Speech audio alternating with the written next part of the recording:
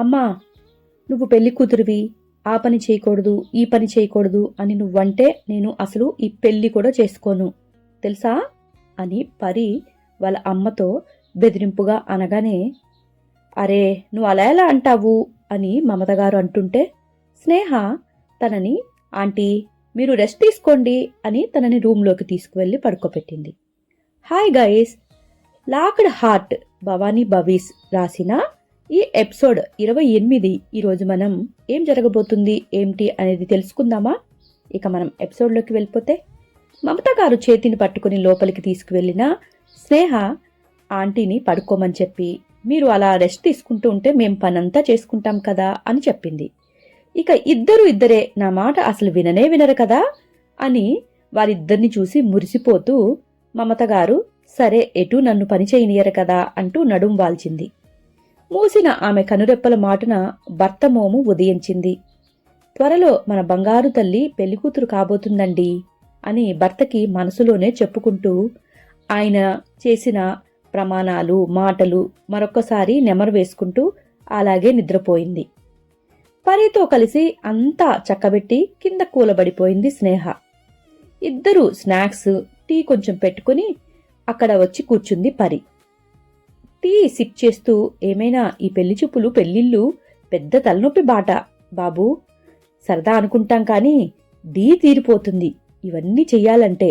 దీనికంటే లేచిపోయి ఏ ఆర్య సమాజంలోనో పెళ్లి చేసేసుకుంటే డబ్బులు కూడా మిగులుతాయేమో కదా, ఇంత ప్రయాస తప్పుతుంది అని స్నేహ నిట్టూరుస్తూ చెప్పింది. ఎలా వస్తాయే నీకిలాంటి ఐడియాసు అని పరి స్నేహ తల మీద కొడుతూ టీ తాగుతూ ఉంది. నేను చిన్నప్పటి నుండి ఇంటేనబ్బా, సూపర్ ఫాస్ట్ అని కనపడను అంటూ కాలర్ ఎగరేసింది స్నేహ. ఏడ్చావులే అని టీ తాగేసి గ్లాస్ పక్కన పెట్టింది పరి. ఇద్దరూ టీ తాగేసి అయిపోయినాక, ఇక నేను వెళ్తానే, అమ్మ ఇంట్లో ఎదురు చూస్తూ ఉంటుంది అని స్నేహ లేచింది. అరే నైట్కి ఉండిపోవచ్చు కదే, రేపు కలిసి ఆఫీస్కి వెళ్ళిపోదాం ఇద్దరం అని పరి చెప్పింది. లేదులేవే, అమ్మ గోల చేసేస్తుంది, పొద్దున్నే వచ్చేసా కదా, ఇంట్లో సహాయం చేయటం లేదు అని ఇక మొదలు పెట్టేస్తుంది, నేనేదో ఊరి మీద పడి తిరుగుతున్నట్టుగా అని స్నేహ చెప్పగానే, సరే సరేలే అని కొన్ని స్వీట్స్ ప్యాక్ చేసి స్నేహకి ఇచ్చింది పరి. ఎందుకే ఇవన్నీ, ఇంట్లో ఉండనివ్వు, పెళ్లి ఇల్లు కదా, ఎవరొకరు వస్తుంటారు పోతుంటారు అని స్నేహ చెప్పగానే, ఇక్కడ మాత్రం ఎవరు తినేవాళ్ళున్నారు చెప్పు, రేపు వీటిని తీసుకుని వచ్చి ఆఫీస్లో కూడా పనిచేస్తా, పెళ్లి కుదిరిన సంగతి చెప్పేస్తాను, మళ్ళీ వేరే స్వీట్స్ కొనటం ఎందుకు, పెళ్లి కార్డు ఇచ్చి అప్పుడు స్వీట్ ఇవ్వనవసరం ఉండదు అని అంది పరి. అంటే పెళ్లి కుదిరిన పార్టీ ఇవ్వకుండా ఈ స్వీట్స్ తోటి నాకు కూడా సర్ది పెడదాం అనుకుంటున్నావా ఏంటి అంది కనుబొమ్మలు ఎగరేస్తూ స్నేహ.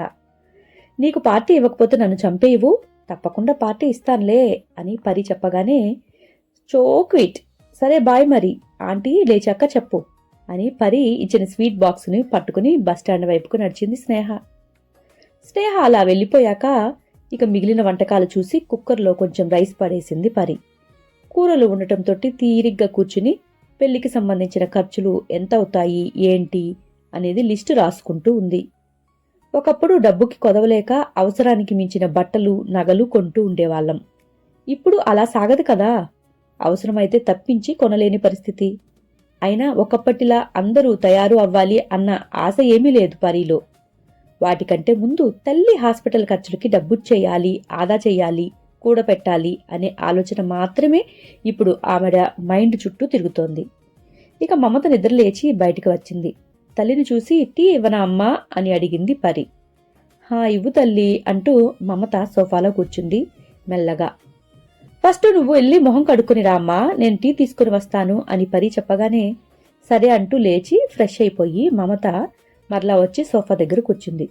ఇక టీ పెట్టుకుని చక్కగా స్నాక్స్ కూడా కొన్ని తీసుకువచ్చి వాళ్ళ అమ్మకి అందిస్తూ, అమ్మా నేను బడ్జెట్ బట్టి ఖర్చులు రాశాను, ఇంకా ఏమైనా మిస్ అయ్యాయేమో చూడు అని తను రాసిన బుక్ని పరి మమతకి ఇచ్చింది. మమత కూడా ఆ బుక్ని తీసుకుని టీ తాగుతూ దాన్ని చూస్తూ కరెక్ట్ చేస్తూ ఉంది. పెళ్లి బట్టలు, మండపం, భోజనాలు ఇలా రాసి వాటికి పక్కన కొంత అమౌంట్ రాసి ఉంచింది పరి. దాన్ని పక్కన పెట్టేసి, నువ్వు ఇవన్నీ వదిలేసాయి, రేపు ఆ అబ్బాయి వస్తాడు కదా, అతనితో కలిసి షాపింగ్ గురించి ఆలోచించు, నువ్వు ఎక్కడా తగ్గటానికి ట్రై చేయవాకు, మంచి చీరలు కొనుక్కో, డ్రెస్సులు కొనుక్కో అని వాళ్ళ అమ్మ మమత చెప్తూ ఉంది. అమ్మా, పెళ్లికి ఎన్ని అవసరమో అన్ని మాత్రమే కొనుక్కుంటాను. 2 పట్టు చీరలు చాలు, 6 ఫ్యాన్సీ చీరలు చాలు, కొన్ని డ్రెస్సులు తీసుకుంటాను, మిగిలినవి ఇంట్లో ఉన్నవి చీరలతో మేనేజ్ చేద్దాం అని పరి చెప్పగానే, మరీ 1 డజన్ చీరలేంటే తల్లి అని మమత వాళ్ళ అమ్మాయి మాటలకు అంటు తగిలింది. అవే ఎక్కువమ్మా. అమ్మా, మనం ఇప్పుడేమీ కోటీశ్వర్లం కాదు నచ్చినవన్నీ కొనేసుకోవటానికి. జస్ట్ మనకి ఏది అవసరమో అవసరమైనవి మాత్రమే కొనుక్కునే స్టేజ్లో ఉన్నాం, అది మర్చిపోకు నువ్వు అని పరి వాళ్ళ అమ్మకి మరొకసారి వాళ్ళు ధనికులు కాదు అని గుర్తు చేసింది. సరే సరే తల్లి, నాకు అది గుర్తుంది బాగానే, నీకు నచ్చినట్టే చెయ్యి అని మమత చెప్పి కూతురుతో వాదించలేక ఇంక మౌనంగా ఉంది. సరే, నేను అలా వెళ్ళి ఫంక్షన్ హాల్ గురించి మాట్లాడి వస్తాను, పక్కింట ఆంటీకి చెప్పుంచాను ఆల్రెడీ అని మమత చెప్పగానే, ఇప్పుడే వెళ్ళాలా అమ్మా? రేపు వెళ్ళొచ్చు కదా, ఇంత సాయంత్రం పూట, ఇక వచ్చేటప్పుడు మీకు మంచు కురుస్తుంది, లేనిపోయిన అనారోగ్యం ఎందుకు అని పరి చెప్పింది. ఈ రోజుల్లో ఫంక్షన్ హాల్స్కి డిమాండ్ ఎక్కువ తల్లి, మనం ఫస్ట్ వెళ్ళి బుక్ చేసుకోకపోతే వేరే వాళ్ళు బుక్ చేసుకుంటారు. ఇది అయితే మనకి దగ్గరలో ఉంటుంది, కొంచెం డబ్బులు కూడా మనకు అనుకువగా ఉంటుంది, ఆంటీకి తెలిసిన వాళ్ళది కాబట్టి అని చెప్పులు వేసుకుని బయటికి నడిచింది మమత. ఇక తల్లి వెళ్ళాక పరి టీవీ ఆన్ చేసి కూర్చుని చూస్తూ ఉంది. అప్పుడే ఆమె ఫోన్ రింగ్ అయింది. ఎవరిదో కొత్త నెంబర్లా కనపడింది. ఎవరిదా అనుకుంటూ లిఫ్ట్ చేయాలా వద్దా అనుకుని అలాగే రింగ్ అవుతూ ఉంటే ఇక లిఫ్ట్ చేసి హలో అని చెప్పింది. అటు నుండి ఎవ్వరూ మాట్లాడలేదు. మరొకసారి ఎవరూ మాట్లాడలేదేంటి ఫోన్ చేసి అనుకుని హలో ఎవరు అని అంది పరి. అప్పుడే హాయ్ అని వినిపించింది ఒక మగ కంఠం. ఎవరు? ఫోన్ చేసి మాట్లాడరేంటి అని పరి అడిగింది. పరి, ఐ మిస్ యూ అని అన్నాడు అతను. షటప్ అని కాల్ కట్ చేసింది పరి.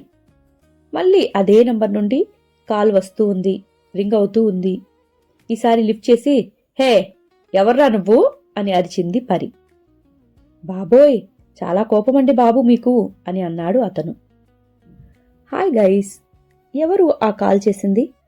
పరికి అన్నోన్ నంబర్ నుండి, మరియు ఫోన్ చేసి ఏమీ మాట్లాడకుండా మిస్ యూ అని కూడా చెప్పాడు. అంటే ఆల్రెడీ ముందు పరిచయం ఉన్న అతనే అయ్యి ఉండొచ్చు కదా.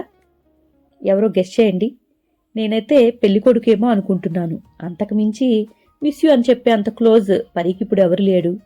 రిత్విక్ కూడా అలా చెప్పడు అనుకుంటున్నాను. సరే గైస్, నెక్స్ట్ ఎపిసోడ్ కోసం ఎదురు చూస్తూ ఉంటారు కదా, మీకోసమని ఈరోజు పొద్దున్నే ఇచ్చేసాను. మళ్ళీ ఏదైనా ప్రాబ్లమ్స్ వస్తే ఆడియో రికార్డింగ్లో అలాంటి వాటిలో మళ్ళీ సెర్చ్ చేసుకోవచ్చు, మిమ్మల్ని ఎదురు చూపించడం ఎందుకు అని. నెక్స్ట్ ఎపిసోడ్లో తిరిగి కలిసేదాకా ఉంటాను. బాయ్.